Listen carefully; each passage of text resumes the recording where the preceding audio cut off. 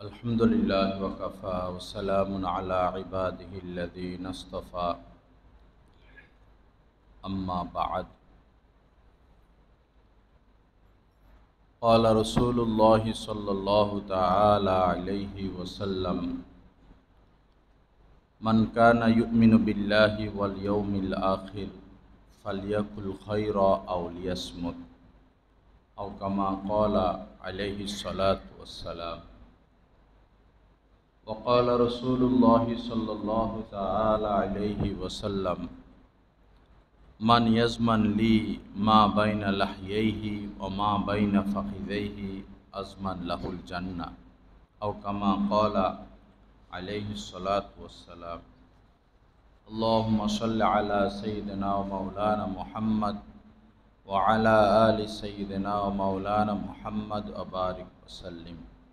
আল্লাহ পাক জাল্লা জালালুহু আমাদের সবাইকে মাফ করে দেন। আল্লাহ পাক আমাদের সবাইকে হেদায়েতে কামেলা নসিব করে দেন। আল্লাহ পাক জাল্লা জালালুহু আমাদের সবার জন্য জান্নাতুল ফিরদাউসের ফয়সালা করে দেন। লা ইলাহা ইল্লাল্লাহ। আমি আপনাদের খেদমতে হুজুরে পাক সাল্লাল্লাহু আলাইহি ওয়াসাল্লামের দুইখানা হাদিস শরীফ পাঠ করেছি।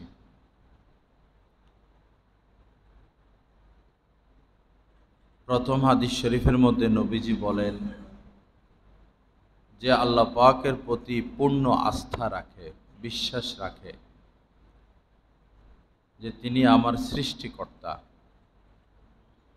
এবং যে আখিরাতের প্রতিও বিশ্বাস রাখে।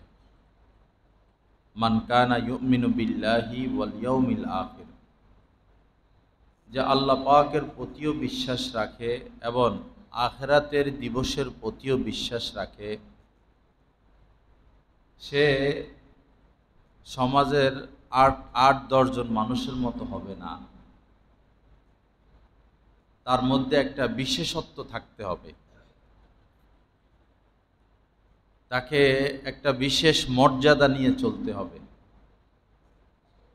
১০ জনে যা করে সে তাই করতে পারবে না, ১০ জনে যা বলে সে তা বলতে পারবে না, সে নিয়ন্ত্রিত থাকতে হবে।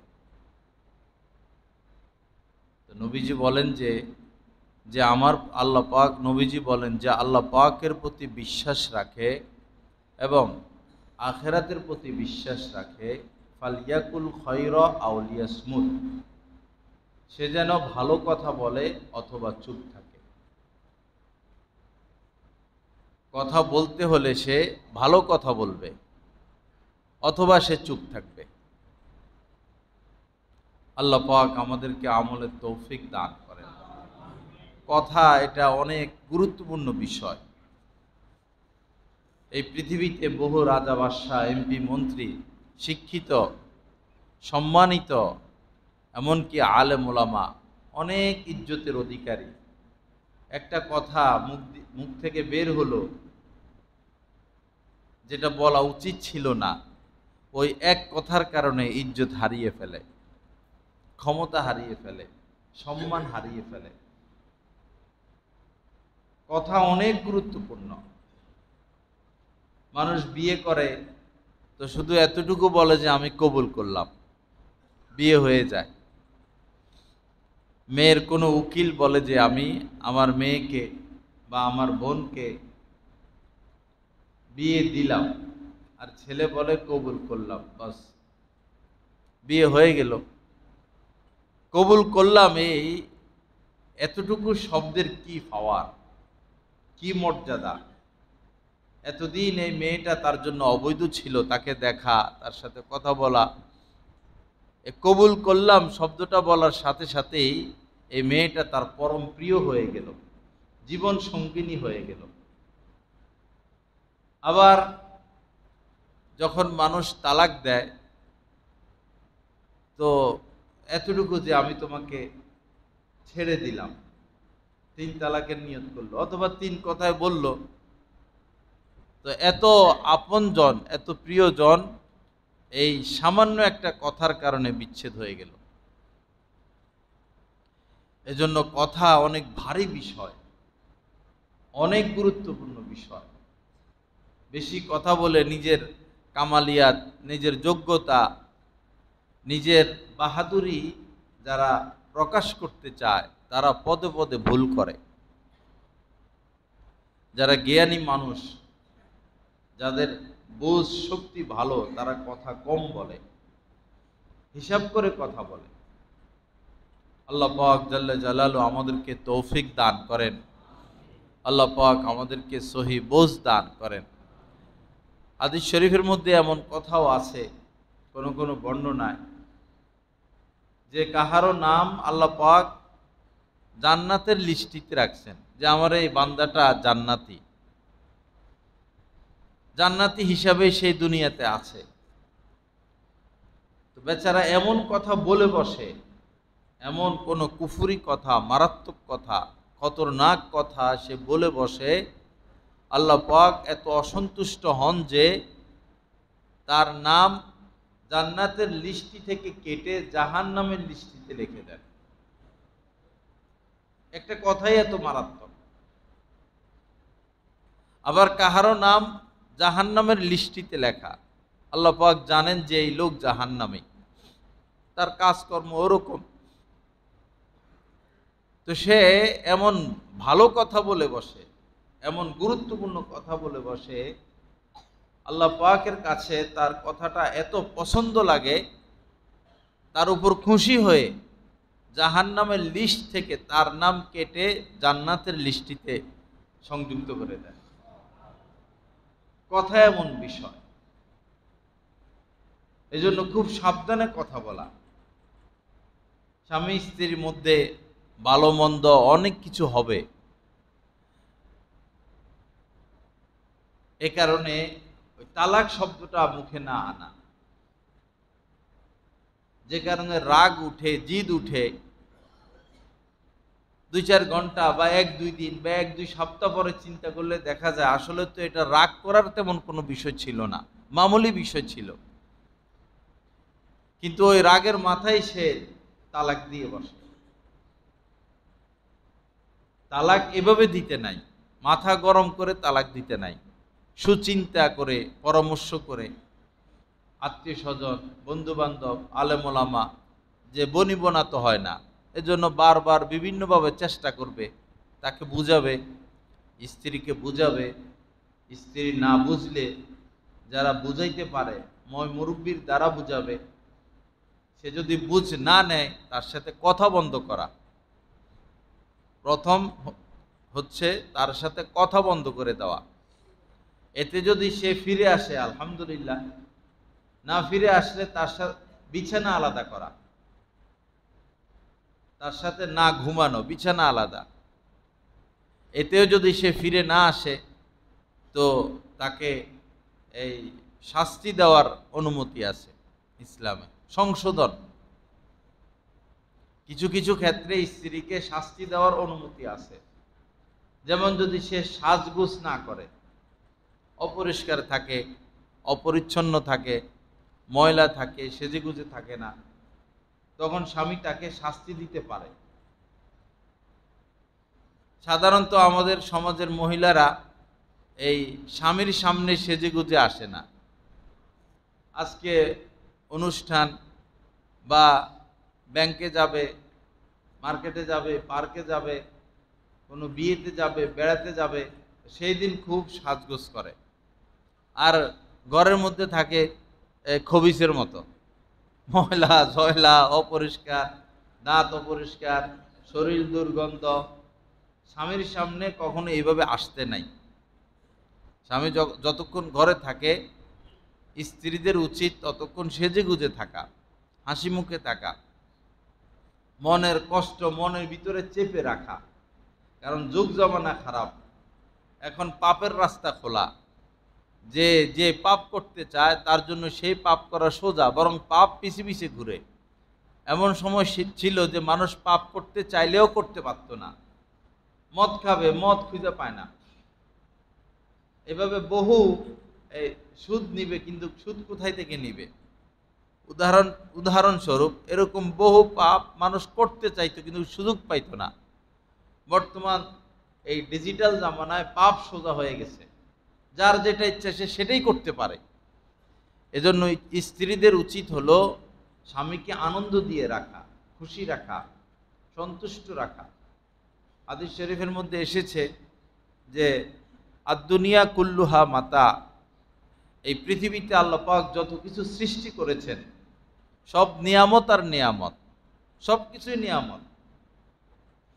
সকল ফুল নিয়ামত, সকল ফল নিয়ামত, নদী সাগরের সকল মাছ নিয়ামত, সকল পশু পাখি নিয়ামত, সকল গাছপালা নিয়ামত, এই চাঁদ নিয়ামত, এই সূর্য নিয়ামত, এই জমিন নিয়ামত, আমার প্রত্যেকটা অঙ্গ প্রত্যঙ্গ আমার জন্য নিয়ামত। ভিতরে এই শরীরের ভিতরে আল্লাহ পাক লক্ষ লক্ষ কোটি কোটি টাকা দিয়ে রাখছেন, কোটি কোটি টাকা। আমরা তো 10 টাকা দিতে আমাদের হাত কাঁপে, দিনের কাজে 10 টাকা দিতে আমাদের হাত কাঁপে, অনেক চিন্তা ভাবনা করি, কিন্তু আল্লাহ পাক চিন্তা ভাবনা ছাড়াই কোটি কোটি টাকার সম্পদ ভিতরে দিয়ে রাখছেন, কোটি কোটি টাকার সম্পদ। যার কিডনি চলে যায় সে বুঝে কিডনির কি দাম, যার ফুসফুসে ক্ষতি হয় সে বুঝে ফুসফুসের কত দাম, যার শ্বাসনালীতে ক্ষতি হয়, যার লিভারে ক্ষতি হয়, যার চোখে সমস্যা হয়, যার নাকে সমস্যা হয়, কানে সমস্যা হয়, গলায় সমস্যা হয়, হাড়ে সমস্যা হয়, কত সম্পদ ভিতরে, সম্পদের শেষ নাই।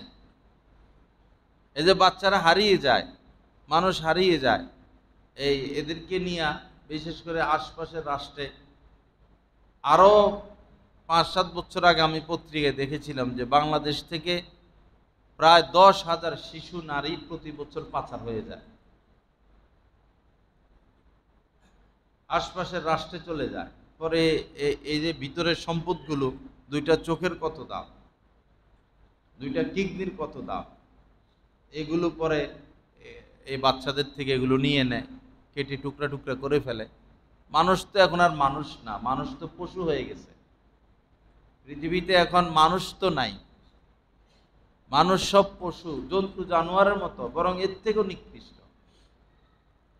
আমরা এর থেকেও নিকৃষ্ট হয়ে গেছি।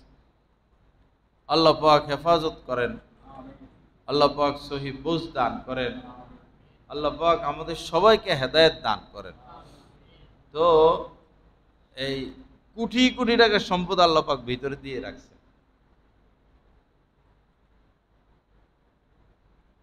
তো আদ-দুনিয়া কুল্লুহা মাতা, এই দুনিয়ার এই সব কিছু নিয়ামত আর নিয়ামত, আর শ্রেষ্ঠতম নিয়ামত হচ্ছে আল মারআতু সালেহা, নেককার স্ত্রী। শ্রেষ্ঠতম নিয়ামত হচ্ছে নেককার স্ত্রী। এটাকে আল্লাহ পাক শ্রেষ্ঠতম স্থানে, নবীজি শ্রেষ্ঠতম জায়গায় রাখছেন। নেককার স্ত্রী সবচেয়ে শ্রেষ্ঠ। 100 জন পাপী পুরুষ, 100 জন জঘন্য পাপী পুরুষ, এর চেয়েও বেশি জঘন্য হচ্ছে একজন পাপী মহিলা। 100 জন পাপী পুরুষকে যদি এক পাল্লায় রাখে, আর মাত্র একজন, 100 জন না 1000 জন, 1000 পাপী পুরুষকে যদি এক পাল্লায় রাখে, আর শুধু একজন পাপী মহিলাকে আরেক পাল্লায় রাখে, এই পাল্লা ভারী হবে। কারণ সহজেই তারা সমাজ নষ্ট করে দিতে পারে, পরিবার নষ্ট করে দিতে পারে, দেশ নষ্ট করে দিতে পারে। দেখেন না আমাদের দেশের অবস্থা। মানুষ বলে যে বাংলাদেশ গরিব রাষ্ট্র, আসলে মিথ্যা কথা, একদম মিথ্যা কথা। এই দেশ গরিব না। আপনি সুইস ব্যাংকে যাইয়ে দেখেন, বাংলাদেশের টাকা সবচেয়ে বেশি, যাই দেখেন না। ইউরোপ, আমেরিকা, লন্ডন, মালয়েশিয়া, এই আপনার ইন্ডিয়া যাই দেখেন, বাংলাদেশিদের বিলাসবহুল বিল্ডিং। বাংলাদেশ গরিব রাষ্ট্র না। এই 700-800 বা 1000-1500 মানুষ এই টাকাগুলো ধরে রাখছে, দেশকে দাবাইয়া রাখছে। গরিব ছেলেরা বিদেশে কষ্ট করে দেশে রেমিটেন্স পাঠায়, কোটি কোটি টাকা পাঠায় গরিবের সন্তানেরা, আর এই 1000-1200 মানুষ এই টাকাগুলো ধরে রাখছে, দেশকে ডাউনের দিকে নিয়ে যাচ্ছে। আশ্চর্যের বিষয় হলো ওরাই আমাদের কাছে প্রিয় মানুষ, ওরাই আমাদের কাছে কি প্রিয় মানুষ। ওরা আসলে আমাদের মাথা গরম হয়ে যায়। বুঝলাম না কি জন্য তাদের প্রতি এত ভালোবাসা। যদি কেউ গভীরভাবে চিন্তা করে, দেশের উন্নতি কারা করে? গরিবের সন্তানরা উন্নতি করে, যারা কৃষি কাজ করে তারা দেশের উন্নয়নে কাজ করতেছে, যারা শ্রমিক, গার্মেন্টসের শ্রমিক, 1,000-1,200 টাকা বা 10,000-12,000 টাকা বেতন, এই যে পুরুষের, এই যে মেয়েদের, এরা দেশের স্বার্থে কাজ করতেছে। গরিবের বাচ্চা বা মধ্যবিত্ত যারা বিদেশে আছে, কোটি কোটি টাকা তাদের মধ্যে মাধ্যমে আলেম ওলামা যারা এই দেশ থেকে বিদেশে বিভিন্ন মসজিদ মাদ্রাসার খেদমতে আছে, এদের মাধ্যমে কোটি কোটি টাকা এই দেশে আসে, আত্মসাৎ করে মন্ত্রী এমপিরা, চেয়ারম্যানেরা, মেম্বারেরা, সচিবেরা, আইনের লোকেরা, পুলিশেরা। রিক্সাওয়ালা কিসের আত্মসাৎ করে? গরিব মানুষ কিসের আত্মসাৎ করে? আল্লাহ পাক সহি বুঝ দান করেন। এই দেশ গরিব না, কেউ মনে করবেন না এই দেশ গরিব। বহু সম্পদ এই দেশের মধ্যে, বহু সম্পদ। কি রাষ্ট্র চালাইলো স্বাধীন হওয়ার পর থেকে আজ পর্যন্ত? গ্যাসের খনির থেকে গ্যাস উত্তোলনের যন্ত্রপাতি কিনতে পারে নাই। কোথায় গ্যাস আছে, কোথায় তেল আছে, এটা খোঁজার লোক নাই। যা করে চাকরি দিয়ে রাখছে, এরা নাকে তেল দিয়ে ঘুমায়। এগুলো খাওয়া আর ঘুম, সিগনেচার করার বেতন নেওয়া, বেশিরভাগ এরকম। আল্লাহ পাক সহি বুঝ দান করেন। তো আর দুনিয়া কুল্লুহা মাতা, এই পৃথিবীর যত কিছু আছে সব নিয়ামত আর নিয়ামত। অখয়রু মাতা আই দুনিয়া আল মারআতু সালেহা, আর শ্রেষ্ঠতম নিয়ামত হচ্ছে নেক স্ত্রী। এখন শ্রেষ্ঠতম নিয়ামত কাকে বলে? শ্রেষ্ঠতম নিয়ামত হচ্ছে নেক স্ত্রী। এখন নেক স্ত্রী কাকে বলে? 3 কথা বলছেন নেক স্ত্রীর ক্ষেত্রে নবীজি। যে নারীর মধ্যে 3টা গুণ আছে, সে হচ্ছে নেক স্ত্রী, আর সে হচ্ছে দুনিয়ার শ্রেষ্ঠতম নিয়ামত। 3টা হলো, ইজা নাজারা ইলাইহা সাররাতহু, স্বামী যখন স্ত্রীর দিকে তাকায়, স্ত্রী স্বামীকে খুশি করে দেয়, আনন্দ দেয়, শান্তি দেয়। স্বামী যখন স্ত্রীর দিকে তাকায়, স্ত্রী স্বামীকে খুশি করে দেয়, আনন্দ দেয়, শান্তি দেয়, স্বাদ দেয়, তৃপ্তি দেয়। প্রথম। ওয়াইদা আমারাহা আতআতহু, আর স্বামী যখন স্ত্রীকে কোনো নির্দেশ দেয়, এই কাজটা করো, স্ত্রী দিল থেকে ওই কাজটা করে দেয়। এখন তো এমন যে স্বামীরা ডরেও স্ত্রীদেরকে কিছু বলে না যে এই কাজটা করে দাও, বরং হেদেরই হুকুম মানতে হয় আমাকে আপনাকে। সারাদিন হেদেরই গোলামি, সমাজ এমন হয়ে গেছে। আর বিশেষ করে যারা ওই লুটপাটকারী, এরা তো নিজের নামে রাখে না কিছু, বউয়ের নামে রাখে। বস, এখন বউয়ে কানে ধরাইয়া বসা আর উঠায়, বসা আর উঠায়, সম্পদ সব স্ত্রীর হাতে। অপরাধী অপরাধ করে কখনো শান্তি পায় না। যারা লুটপাট করছে তাদের কি পরিণতি, সামনে কি পরিণতি আছে আল্লাহ ভালো জানে। আবার যারা লুটপাটের প্রস্তুতি নিচ্ছে, ভাই আল্লাহর রাস্তে শিক্ষা গ্রহণ করেন, আপনাদেরও উপায় থাকবে না, আপনাদেরও উপায় হবে না। আল্লাহ পাক উভয় পক্ষকে হেদায়েত দান করেন। আল্লাহ পাক আমাদেরকে এমন মেম্বার, এমন চেয়ারম্যান, এমন এমপি, মন্ত্রী দান করেন যারা দেশকে ভালোবাসবে, যারা লুটপাটকারী না, যারা সুদখোর না, যারা ঘুষখোর না, যারা সত্যবাদী, যাদের ভিতরে বাস্তবে দেশপ্রেম আছে। আল্লাহ পাক আমাদেরকে এরকম প্রশাসন দান করেন। এজন্য দোয়া করা এবং আশা রাখি একটা ভোট দেওয়ার একটা ভালো পরিবেশ বাংলাদেশে আসবে। ভোট দেওয়ার গতকালকে ডক্টর ইউনূস সাহেব সুন্দর একটা কথা বলছেন যে অপরাধী, আওয়ামী লীগের মধ্যে যারা অপরাধী তাদের বিচার করে আমরা তাদেরকে নির্বাচনের জন্য আহ্বান করব। খুব দামি কথা বলছেন তিনি। অপরাধীদের বিচার হয়ে যাক, এরপরে তাদেরকে আমরা নির্বাচনের জন্য আহ্বান করব। তারা নির্বাচন করুক, কিন্তু অপরাধীদের বিচার হোক। কিন্তু অপরাধীদের যদি শুধু যে হেডের মধ্যে, এটা চিন্তা করলে হবে না। এখানেও কিন্তু অপরাধী কম না, এরাও তো একসময় লুটপাট করছিল। উভয় পক্ষে লুটপাটকারী। আল্লাহ হেফাজত করেন। আমাদের কোভালই খারাপ, বাংলাদেশের কোভালই খারাপ, ভাগ্যই খারাপ। কেমন যেন 2 পরিবার থেকে আমরা বের হতে পারতেছি না। লা ইলাহা ইল্লাল্লাহ। আল্লাহ আমাদেরকে হেফাজত করেন। আল্লাহ পাক স্বতন্ত্র তো সিস্টেম আছে। স্বতন্ত্র এমপি হলো, আপনি স্বতন্ত্র একজন মানুষ স্বতন্ত্রভাবে দাঁড়ালো, তারা ভোটটা দেন না। যার ব্যাপারে আপনার আস্থা যে সে লুটপাট করবে না, একজন মেম্বর দাঁড়াইলো, সে সৎ লোক, তাকে ভোটটা দেন না। আমাদেরই মানে স্বভাব চরিত্র খারাপ, আমাদেরই রুচি নষ্ট। নিজের দলের থেকে কলা গাছ একটা দাঁড়াইলো, তাকে আমরা ভোট দিয়ে দিই। এই হলো আমাদের অবস্থা। লা ইলাহা ইল্লাল্লাহ। আল্লাহ পাক আমাদেরকে মাফ করে দেন। তো নেক স্ত্রী, স্বামী তাকে কোনো আদেশ করলে সে তার আদেশটা কি করে? পালন করে। বহু স্বামী এমন আছে স্ত্রীকে কিছু বলে না, বলতে পারে না, চুপচাপ থাকে, ধৈর্য ধরে। বেশিরভাগ স্বামীদের এই অবস্থা।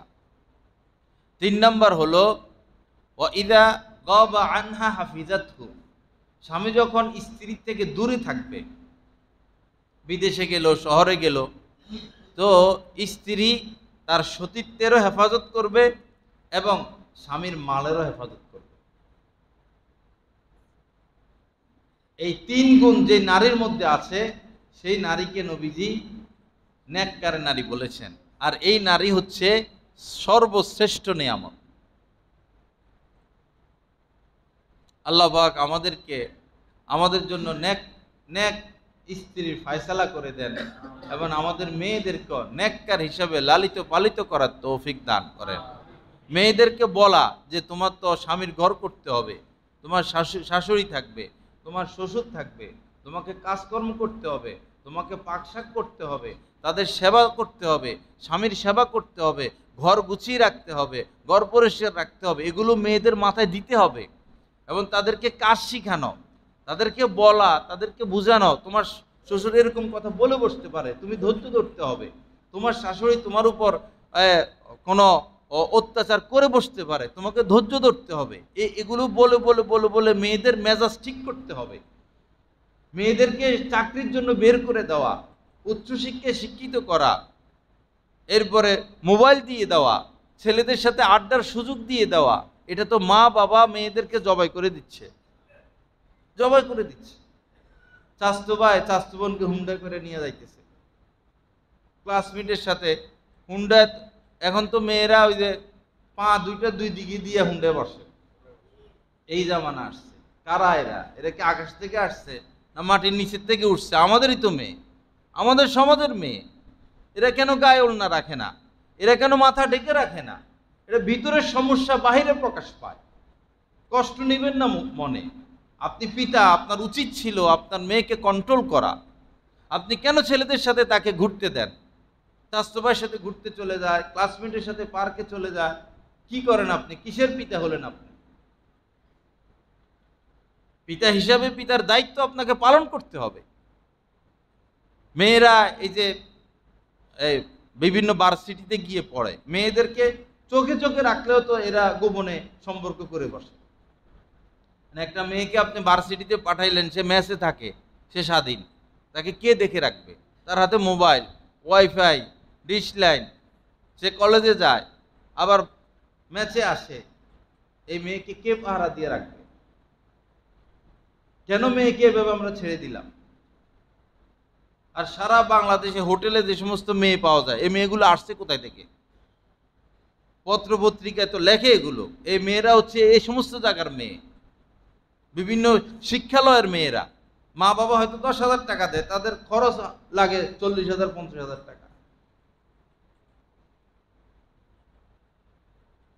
আস্তাগফিরুল্লাহ আল্লাযী লা ইলাহা ইল্লা হুয়াল হাইয়ুল কাইয়্যুম ওয়া আতুবু ইলাইহি। নারী সে শ্রেষ্ঠ নিয়ামত, আর নষ্ট হলে একবারে নষ্টের নষ্ট, সেরা নষ্ট। সমাজ শেষ করে দেয়, জাতি শেষ করে দেয়। হাজার হাজার রাজা বাদশাদের মাথা খারাপ করে দিত তারা।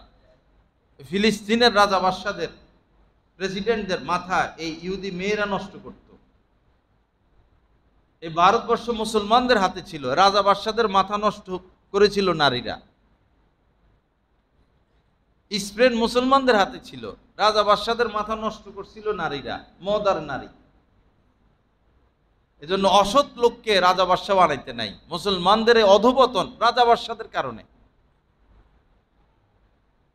রাজা বাদশাদের গোলামির কারণে, মানে তাদের রাজত্বের লোভ, নারীর লোভ, নেশার লোভের কারণে জনসাধারণ শেষ।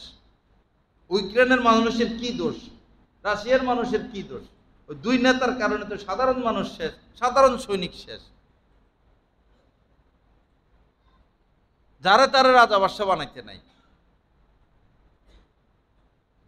সৌদি সরকার নিজেদের রাজত্ব রাজতন্ত্র টিকিয়ে রাখার জন্য আমেরিকার সাথে বিভিন্ন চুক্তি, ঠিক আছে চুক্তি করো, তোমরা তেল বিক্রি করবা, তারা তেল কিনবে, তোমরা চুক্তি করো যে আমাদের থেকে তেল নিবেন আমাদের রিয়েল দিয়া, ডলার না, আমাদের যেটা মুদ্রা, আমাদের মুদ্রা দিয়ে আমাদের থেকে তেল কিনতে হবে।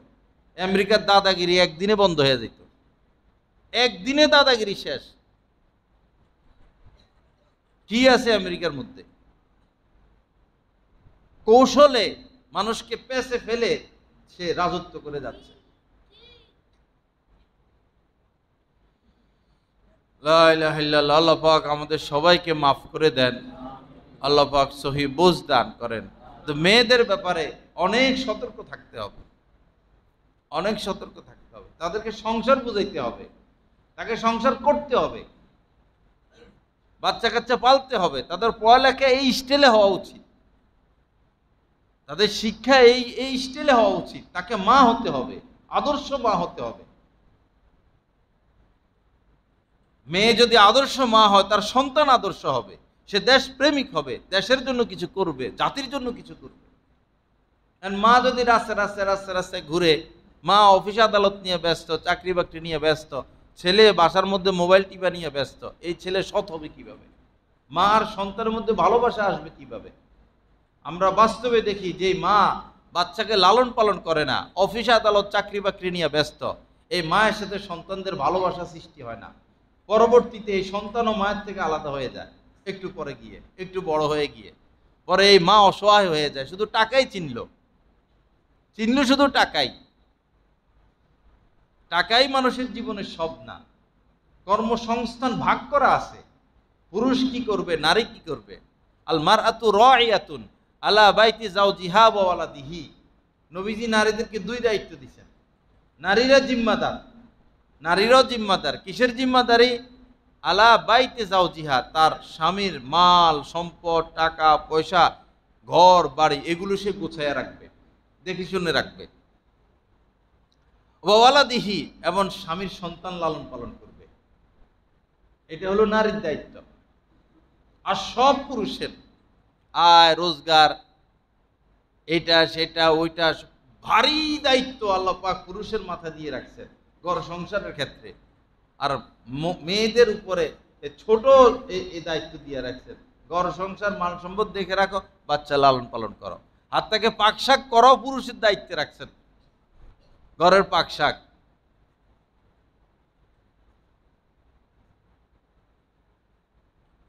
তো মেয়েদেরকে এই বিষয়গুলো বলা, এই বিষয়গুলো বোঝানো, সংসার কেন্দ্রিক তাদের জীবন হোক, তারাও বেঁচে যাবে, আপনিও বেঁচে যাবেন, একটা সংসার বেঁচে যাবে, তার সন্তানেরা সৎ হবে, মায়ের আদর সোহাগ ভালোবাসা সে লালিত পালিত হবে। তো বলতেছিলাম যে এমন কথা বলে বসে, এমন কথা যে এক কথায় তার সারা জীবনের অর্জিত মান সম্মান হারিয়ে ফেলেছে। আবার এমন দামি কথা সে বলে বসে, এক কথার কারণে সে জান্নাতীয় হয়ে যায় এবং সে অনেক বড় ইজ্জতের অধিকারী হয়ে যায়। এজন্য কথা খুব সাবধানে বলা। আরেকটা বিষয় হলো, নবীজি বলেছেন, নবীজি স্বয়ং জান্নাতের জিম্মাদারি নিয়েছেন আমাদের। আমরা যারা দুইটা কাজ থেকে বিরত থাকব, আমাদের জান্নাতের জিম্মাদারি নবীজি নিয়ে নিছেন। মান ইয়াজমান লি মা বাইনা লাহিয়াইহি ওয়া মা বাইনা ফাখিদাইহি আজমান লাহুল জান্নাহ। নবীজি বলেন যে দুই অঙ্গের ব্যাপারে আমাকে প্রতিশ্রুতি দিবে, যে নিজের দুই অঙ্গের জিম্মাদারি নিবে, এই জবান এবং লজ্জাস্থান, এই দুই অঙ্গের জিম্মাদারি যে নিবে, এর দ্বারা সে পাপ করবে না, আমি তার জান্নাতের জিম্মাদারি নিব। এজন্য মনে যে কথা আসে মুখ দিয়ে সে কথা বলে দেওয়া যাবে না। মন তো এই এই 7 সমুদ্রের চেয়েও বড়, এই পৃথিবীর চেয়েও বড় মন, এই মহাকাশের চেয়েও বড় মন। মনে অনেক কিছু আসবে, সব কিছু বলা যাবে না। মনে অনেক কিছু আসবে, সব কিছু করা যাবে না। ব্রেন দিয়ে চিন্তা করতে হবে কাজটা ঠিক আছে কিনা। আসবে মনে, প্ল্যান প্রোগ্রাম করে কে? ব্রেনে। আসে মনে, প্ল্যান প্রোগ্রাম করে ব্রেনে, নির্দেশ দেয় ব্রেনে, তখন হাত কাজ করে, পা কাজ করে, জবান কাজ করে, চোখ কাজ করে। তো মন অনেক বড়, অনেক কিছু এখানে আসবে, কিন্তু আমি সব করব না।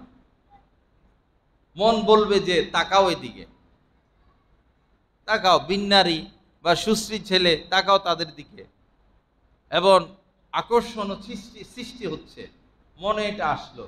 এখন আপনি চিন্তা করবেন, আল্লাহ আপনাকে চিন্তা শক্তি দিয়েছেন, ব্রেন দিয়েছেন। ব্রেন যে কি দিয়া বানাইছেন এটা আজ পর্যন্ত খবর নাই ডাক্তারদের, বিজ্ঞানীদের। ব্রেন কি মাত্র 4% বা 5% খবর পাইছে তারা, ব্রেন কি জিনিস, আল্লাহ পাক কি নিয়ামত রাখছেন এই ব্রেনের মধ্যে। তো আপনি ব্রেন দিয়ে চিন্তা করবেন যে এদিকে তাকানো ঠিক হবে কিনা। এই পুরো পোলাপানিগুলো কোথায়, এই ছেলেরা ব্রেন দিয়ে চিন্তা করতে হবে যে আমি যদি এদিকে তাকাই তাহলে আমার লাভ কি, আমার ক্ষতি কি। সুদ নেওয়ার সুযোগ আছে, মন তো চাইবে সুদ নাও, ধনী হও। আপনি ব্রেন দিয়ে চিন্তা করবেন যে এই সুদ নিলে আমার লাভ কি, আমার লস কি। চিন্তা শক্তি সবাইকে আল্লাহ পাক দান করছেন। পশু পাখিও চিন্তা করতে পারে, পশু পাখিও নিজের ভালোটা বুঝে। হাত্তাকে এই যে উদ্ভিদগুলো, বাহ্যিকভাবে তো এদের চোখ নেই, এদেরও চিন্তা শক্তি আছে, এবং কেমন যেন এরা দেখে, এবং এরা এদের ভালোটা বুঝে। উদ্ভিদ দেখবেন, লতা যেগুলো, লতা লতা জাতীয়, যেদিকে সূর্যের আলো তারা সেদিকে। গাছ, যে গাছ কিছু অংশে সূর্যের আলো লাগে, কিছু অংশে সূর্যের আলো লাগে না, তো সে ওই দিকে ঝুঁকে যায়, সূর্যের আলোর দিকে সে ঝুঁকে যায়। আমি একটা কৃষ্ণচূড়া লাগাইছি আমার রুমের সামনে, তো তার গায়ে আলো লাগে না বেশি একটা। সে যদি 4-5 হাত উপরে উঠতে পারে, হাউজের উপরে উঠতে পারে, তাহলে তার গায়ে সূর্য লাগবে। তো লাগাইছি তো ছোট বাচ্চা বাবু, তো এই গাছটা মোটাও হয় না, বেশি ঢাল ঢুলও দেয় না। আমি খুব খেয়াল করছি, 1 বছরের মাথায় সে 5-6 হাত লম্বা হয়ে গেছে, শাঁসা শাঁসা করে লম্বা হইয়া। পরে যখন তার গায়ে রোদ লাগতেছে, সে এখন শীতল হলো, শান্ত হলো, এখন কানা শাখা দিচ্ছে, পাতা দিচ্ছে, ফুল দিচ্ছে, এবং সে তরতাজা হচ্ছে। তো বুঝলাম যে এদেরও কি আছে, জ্ঞান আছে, কেমন যেন দেখে, ভালো মন্দ বিবেচনা করতে পারে, ভালো মন্দ বুঝে। আমরা তো আশরাফুল মাখলুকাত, আমাদের এই ভালো মন্দ বুঝার জ্ঞান তো আরো বেশি, আরো অনেক বেশি, কিন্তু আমরা সেটা অন্যায় পথে খাটাই, নফসের হাতে মার খাই, শয়তানের হাতে মার খাই। আপনার মাথায়, আপনার অন্তরে ভালো জিনিসও আসতে থাকবে, খারাপ জিনিসও আসতে থাকবে, নেটের মতো।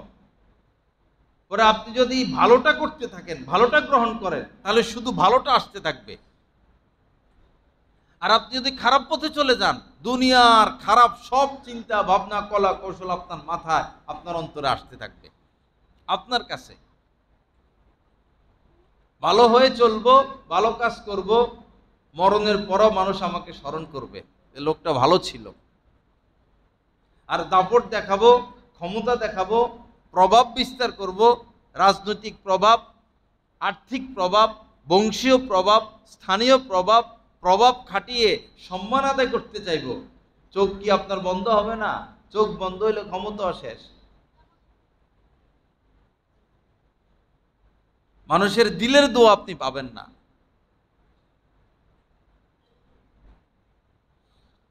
লা ইলাহা ইল্লাল্লাহ। আল্লাহ পাক আমাদেরকে মাফ করে দেন। ভালো কাজ করলে মানুষ বলে যে লোকটা ভালো, স্বীকৃতি দেয়। আমাদের সাবেক প্রেসিডেন্ট জনাব আব্দুল হামিদ সাহেব, ওনার এলাকায় আমি সফর করছি। একটা নদীর এলাকা, অনুন্নত এলাকাকে কি কি করলেন তিনি। মনে হয় শহরের রাস্তাঘাট এত ভালো না। একটা ছবি ছিল অনেক বড়, পরে ওই 5 তারিখে আইসা ছবি এটা ভাঙছিল। যারা ভাঙছে ওদেরকে টার্গেট করে বিএনপির লোকেরা, আওয়ামী লীগের লোকেরা, সাধারণ মানুষেরা একটা একটা করে দইরা ধোলাই করছে। প্রেসিডেন্টের ছবি ভাঙলো কেন? কারণ বেচারা কিছু কাজ তো করছে, তার নামে কোনো মামলাও নাই। ভালো কাজ করলে মানুষ ভালো বলতে বাধ্য হবে। আমরা তো ভালো কাজ করি না, যতটুকু কাজ করি বেশিরভাগ খারাপ করি। লা ইলাহা ইল্লাল্লাহ। আল্লাহ পাক আমাদেরকে মাফ করে দেন, আল্লাহ পাক সহি বুঝ দান করেন। তো মান ইয়াজমান লি মা বাইনা লাহিয়াইহি ওয়া মা বাইনা ফাখিদাইহি আজমান লাহুল জান্নাহ। কত বড় কথা, নবীজি জান্নাতের জিম্মাদারি নিছেন। যদি আমি আমার 2 অঙ্গ হেফাজতের জিম্মাদারি নেই, আমার জবান, আমার লজ্জাস্থানের হেফাজতের জিম্মাদারি যদি আমি নেই, তো নবীজি আমার জান্নাতের জিম্মাদারি নিয়ে নিছে। এই 2 অঙ্গকে আমরা হেফাজত করি। জবানের মধ্যে এটাও আছে অধিক খাওয়ার লোভ। মানুষ কতটুকু খাইতে পারে, একটা জীবনে মানুষ কত টাকা খরচ করতে পারে। আপনার পরিবারের জন্য আপনি কিছু রেখে যাবেন, তো তাদের প্রয়োজন কতটুকু? প্রয়োজনের অতিরিক্ত রেখে গেলেই তো তারা খারাপ পথ গ্রহণ করবে, অসৎ পথ গ্রহণ করবে। তাদেরকেও কিছু কর্ম করার সুযোগ দিয়ে যান, তাদেরকে পঙ্গু বানায় রাখবেন কেন? তাদেরও তো হাত পা আছে, ব্রেন আছে, তারা তো বসে থাকবে না, তারা তো কাজকর্ম করবে। এজন্য তাদেরকে সুশিক্ষা দেন। টাকা দেওয়ার চেয়ে, সম্পদ দিয়ে যাওয়ার চেয়ে সুশিক্ষা দিয়ে যাওয়া উত্তম। সুশিক্ষা দেওয়া, হাতে কলমে তাদেরকে শিখানো, নিজের সাথে সাথে রাখা, এই কাজ এভাবে করতে হয়, ওই কাজ ওভাবে করতে হয়। আপনি যদি আদর্শ পিতা হন, আপনার সাথে থেকে থেকে আপনার সন্তানটা আদর্শ সন্তান হবে। আর আপনি যদি আদর্শ পিতা না হন, অসৎ হন, আপনার সাথে থেকে থেকে অসৎটাই সে শিখবে। আপনি ব্যাংক থেকে লোন নেন, নিয়ে ব্যবসা করেন, তা আপনার সন্তান কি পরবর্তীতে লোন নিবে না? অবশ্যই নিবে। আপনি ব্যবসার খাতিরে মিথ্যা কথা বলেন, ধোঁকা দেন, কথা দিয়ে কথা রাখেন না, মানুষের উপর জুলুম করেন, অবিচার করেন, শ্রমিকদের উপর জুলুম করেন, তার প্রাপ্য তাকে দেন না, আপনার সাথে আপনার সন্তান এগুলো দেখতেছে, শিখতেছে। আপনি শুধু যে অপরাধ করতেছেন তা না, আপনি অপরাধের ওস্তাদ, অপরাধ শিক্ষা দিচ্ছেন। যে অপরাধী সে শুধু অপরাধী না, সে অপরাধ শিক্ষাও দেয়। খুব ভেবে চিন্তে কাজ করতে হবে। আপনার সন্তান যখন আপনার সাথে থাকবে, আপনি কোনো অন্যায় করতে পারবেন না। অন্যায় করলেন মানে আপনার সন্তানকে আপনি ধ্বংস করে দিলেন। আপনার সাথে আপনার সন্তান, আপনি নজর হেফাজত করতে হবে। আপনি এখন মোবাইলে এটা সেটা দেখবেন, তো সে পিছনে এসে দাঁড়াবে, সেও দেখবে। আপনি লম্বা লম্বা সময় মোবাইলে সময় দেন, তো সেও লম্বা লম্বা সময় মোবাইলে সময় দিবে। আপনি লম্বা লম্বা সময় সেজদা, রুকু, ইবাদত, বন্দিগি, সৎ কাজ, ভালো আচরণে লিপ্ত, আপনার সন্তানও এই কাজে লিপ্ত হবে। দেখা দেখি শিক্ষাটা হয় দেখা দেখি তারা বেশি। আল্লাহ পাক সহি বুঝ দান করেন, আল্লাহ পাক আমাদেরকে হেদায়েত দান করেন, ভালো মানুষ হওয়ার তৌফিক দান করেন। তো 2টি হাদিস আপনাদের খেদমতে আমি পাঠ করেছি। প্রথমটা হলো যে আল্লাহর প্রতি বিশ্বাস রাখে এবং আখিরাতের প্রতি বিশ্বাস রাখে, সে কথা বললে যেন ভালো বলে। নবীজির এক একটা কথা কি সুন্দর, সে কথা বললে যেন ভালো বলে, আর না হলে যেন চুপ থাকে, গালিগালাজ, একজন ভদ্র মানুষ তো গালি দিতে পারে না। বিশেষ করে এই শ্রমিক, গরিব মানুষ, এদেরকে মানুষ গালি দেয়, ঠিক না। এই শ্রমিকের উপর ভর করেই তো আমরা শান্তি পাই। আমাদের উচিত শ্রমিকদেরকে কদর করা। সব শ্রমিক যারা এই রাজের কাজ করে, কয় টাকা বেতন পায়? কত কষ্ট করে রাজের কাজটা করে। আপনি আরামে বিল্ডিংয়ে থাকেন, যারা এসি লাগায় কত কষ্ট করে এসি লাগায়, আপনি ঠান্ডা বাতাস পাচ্ছেন, সে তো ঠান্ডা বাতাস পাচ্ছে না, সে মাত্র 1000 টাকা 2000 টাকা পাচ্ছে। আপনার তো উচিত হলো তাকে সম্মান করা, তাকে আদর করা, তাকে স্নেহ করা, তাকে ভালোবাসা দেওয়া। কেন আমরা গরিবের সাথে দুর্ব্যবহার করব? মজার মজার চাউল খাই, ছোট ছোট চাউল, মজার মজার তরকারি, টমেটো, ধনিয়া পাতা, কাঁচামরিচ খাচ্ছেন তো আপনি মজা করে। এগুলো যারা চাষ করছে তাদের কত কষ্ট, তারা মূল্যও পায় না। যারা এগুলো চাষ করে দেশ গ্রামে, সিন্ডিকেট সিস্টেমের কারণে, ওই যে 1-1.5 হাজার মানুষের সিন্ডিকেট লুটপাটকারী, এরা এমন সিস্টেম করে রাখছে, একটা ফুলকপি যে চাষ করে সে 1 টাকা পায়, সে 2 টাকা পায়। ঢাকা শহর আসতে আসতে এই ফুলকপির দাম হয়ে যায় 100 টাকা। সিস্টেমটা এমন করে রাখছে, ওই কৃষক মাইরে খাচ্ছেন। এই কৃষকদেরকে নিয়ে চিন্তা করতে কোনো আমাদের নেতাদেরকে দেখা যায় না। কত নেতাই তো দেখলাম যারা চা বাগানে কাজ করে, মজা করে আপনি চা খান, কিন্তু চা বাগানের শ্রমিকদের ভাগ্যের উন্নয়ন নিয়ে কে চিন্তা করবে, কে ফিকির করবে? ভাগ্যের উন্নয়ন তো দূরের কথা, তাদের সাথে ভালো আচরণ পর্যন্ত করা হয় না। মালিক পক্ষ বেতন দেয় না তাদেরকে, মালিক পক্ষ তাদেরকে বেতন দেয় না, ঠিক দুঃখে কষ্টে জীবন কাটায়। অথচ তাদের উচিলে আমরা ভালো চাটা পাই, চাষিদের উচিলায় আমরা সবজি পাই, বিভিন্ন জিনিস পাই। সময় আসছে ভালো মানুষকে নির্বাচন করার, ভালো মানুষকে চিনি আমরা, ভালো মানুষকে জানি, দলের প্রেম ছেড়ে দেই, ভালো মানুষকে ভালোবাসি, সৎ মানুষকে ভালোবাসি। যার লুটপাটের অভ্যাস সে তো একদিনে ভালো হবে না, স্বভাব নষ্ট হয়ে গেছে। ভালো কথা বলে, করে খারাপ কাজ, দেশপ্রেম বলে আমরা দেশকে ভালোবাসি, আসলে দেশের 12টা বাজায়। তাদেরকে চিনা উচিত, তাদের ব্যাপারে সতর্ক থাকা উচিত, তাদেরকে নতুনভাবে নির্বাচিত না করা উচিত। লা ইলাহা ইল্লাল্লাহ, আল্লাহ পাক আমাদেরকে মাফ করে দেন। তো যারা নিচের তাদের সাথে ভালো আচরণ করা, শ্রমিকদের সাথে,